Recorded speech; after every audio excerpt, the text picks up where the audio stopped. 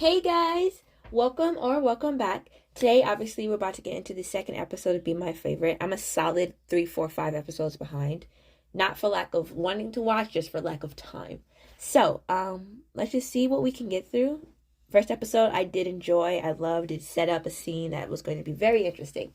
So, without further ado, let's get into it. Times. ไม่มีทางอ่ะไม่ใช่มึงแน่ๆแล้วคนนึง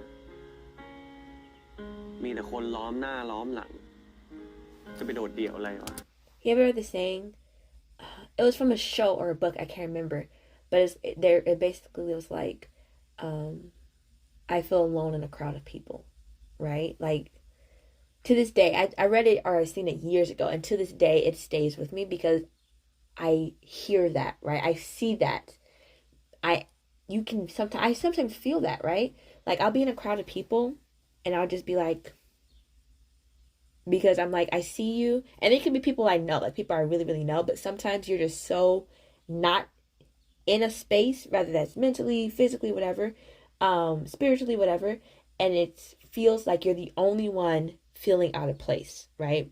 And so that makes everybody else in a different place than you. So you are alone in a space filled with people, and that it can be some of the most humbling, self-realizing, eye-opening, and honestly a little destructive moments that you will ever physically live through, because you'll either wake up from that and be like, okay, how can I be in this space, or maybe this is not the type of space I want to be in ever again, or it's just going to crush you because you're going to be like, well, why do I feel uncomfortable? Why can't I be comfortable in this space with everybody else the way everybody else is feeling? It is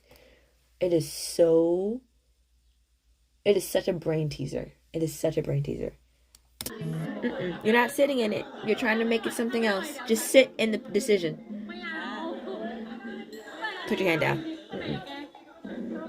I really want you to just focus on this move that we've made. Loud. Back away. Slowly retreat. Retreat. I just feel like everything he does is not the correct decision. I don't want to say the wrong choice, right? Because, I mean, who is to define right and wrong choices, right? But I do think that every decision he's making up until this point is incorrect, because he's trying to change something to make what he believes will make his life better, right? But without seeing what those results look like, it's like, how can he know his life will be better based off of those actions, right? And I think that's why everything keeps coming out left, because he's making it based off an idea versus an idea of a person, because he doesn't really know Pear. He has a crush on her. It's not a like, it's a crush. Even though he says he likes her, it's a crush. He doesn't know her.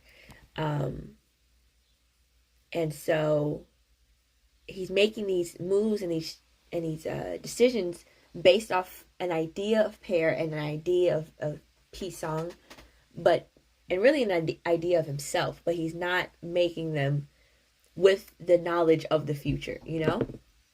Except the thing when he was talking to Max, which I'm assuming was one of his best friends or something like that, he was like, you're not going to be happy. I think that decision was based off of future knowledge, and the thing with his dad is based off of future knowledge of what went left in their lives. But like the Pisaeng thing and the Pear, this is just an idea. We're making decisions based off an idea. And clearly that idea has other ideas, because baby was drunk. He was highly on the juice, okay? And he came in and he fell on his face. He just fell on his face, and there was nothing to be done but sit there and look at it, because the man fell on his face. Like, he literally fell on his face. I wonder how they're going to explain that. And then my follow-up questions become, right? Granted, I find this common, don't know why, with BLs and Gap. Gap did it ish. Not really, but BLs have done it before. Where somebody will have a crush on somebody, and they'll literally be like friends and like next to each other for like 10 years. And this whole time, them not knowing the crush exists until like it's about time to like make some drastic changes. Other shows do it too, but it's like time to make some drastic changes, and they're like, oh wait, I like you, and I'm like, fam, we were here for granted, okay? I cannot sit here and tell you I know what it is like to make a love confession to somebody, right? I can't tell you that is a truth in any way, shape, or form. So I don't know the courage and the talk tos and the movements you have to make in order to get yourself in a place to do that, right? So for some people, I'm sure that it logically takes 10 years, right? But it's just something about the idea, and I have been in this situation before, where we're friends and, you know, we talk and we hang, and, you know, you have those flirting moments. You have those, you know, if they won't they moments, and it's like everybody simultaneously agrees that it's not happening because like one party thinks the crush doesn't exist, or the other party thinks, or they both have the crush and neither party knows, right? And it's like you're going through life operating individually when you could be operating together. Like 1, 2, 5, 7, 6, 10 years down the line, I'm like, why did we do this to ourselves, to each other? Like, why? And it's, I mean, I know why. It's fear of rejection. It's fear of not being accepted, which I think rejection, obviously being rejected and being accepted are two different things. It's fear of the unknown. Like I understand the why, right? It's just why. But I feel like that's what happened here. They were friends in college. They stay friends throughout everything. How he still ends up dating Pear, I do not know yet. I do not know yet. And I think why he even got to the point where he was about to marry Pear, that part's befuddling to me right now. But for him to get to the point where literally day of event, marry Pear, and then something happened. Something happened in the present that we haven't seen yet because he hasn't lived it yet, technically, that made him drink so much to the point where he can't get married anymore. I don't know what it is. I don't know if it was like a confession, a kiss. I don't know what happened, but I'm calling it right now. Something happened the day before the wedding that just threw everything off kilter. And when we find out what it is, it's going to be magnificent. I'm very excited about it. But yeah, that's all for me. I'd love to hear about your favorite scene down in the comments below. I think my favorite scene was...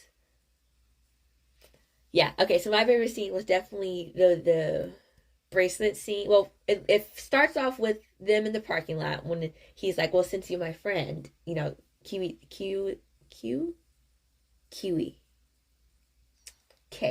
K's like, since you're my friend, you know, can I use your money? I'll pay you back. I don't think that's getting paid back, but whatever. And then Pisaeng is like, okay, because the man is so chill. He's so freaking relaxed. And I think he's so relaxed. So part of me thinks it's a front, right? Because I think he genuinely has feelings for Kay. And so he's playing the front of the cool guy, of the relaxed guy, to basically, you know, be his friend. And then, like, in the back of his head, he's like, oh my God, this boy's so cute, because he's so cute. And then I especially get that feeling because he went back for that stuffed turtle. After he told him, after Pisaeng was like, yo, come on, it's not worth it, blah, blah, blah, blah, blah. He went back for the turtle for Kay. So that right there, if I didn't already think he liked him, that right there would solidify what that thought. Because it's just, it's right there, clearly. It's already there. And I think it's a crush as well. But I am excited to see how it develops. I really, really am, because it's usually, I mean, not to like stereotype, but I think usually, no, not even usually, it's just sometimes, you know, the crush comes from the hot one, and then sometimes the crush comes from the quiet one, and then it's fun to see the dynamics play out. Because in this one, you know, the hot one, Pisang has the crush. How long he's had his crush? I'm going to argue at least since freshman year. Something tells me that we're going to see a scene with them signing the card, the little notebook like they do for freshman year. Or something adjacent to that. Something freshman year happened that made Pisang have his crush on Kay. I'm calling it right now. I don't know what it is, but I'm calling it. So that's what I think happened. I think he's had his crush since freshman year, the same way Kay had his crush on Pear since freshman year. And they're juniors now, junior, sophomore, something like that. So, anyway, favorite scene down in the comments below. That was a long-winded one, but I like that scene with the money exchange. It was funny. It was cute. Anything and everything about Be My Favorite so far, let me know. And thank you for watching. I hope you guys enjoyed this video, and I'll see you guys next time.